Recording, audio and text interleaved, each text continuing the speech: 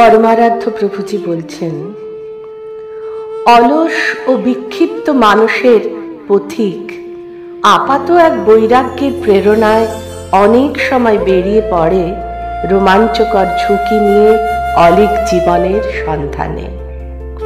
সে জীবনে হয়তো অনেক মূল্যবান পার্থিব বস্তুর ত্যাগও থাকতে পারে জড়িয়ে, তবু অন্তর্রাজ্যে তা শেষ কথা নয়। বৈরাগ্যের বিশুদ্ধতা এতেও নির্ধারিত হয় না। সূক্ষ্মাতি সূক্ষ্ম জ্ঞান বিচারে অথবা ব্রহ্মবিদ আচার্যের সামনে প্রতিভাত হয় জটিল মনোজগতের বিকৃত প্রেরণা ও শুদ্ধ বৈরাগ্যের তফাৎ। পরমারাধ্য প্রভুজিকে আমার অনন্ত প্রণাম।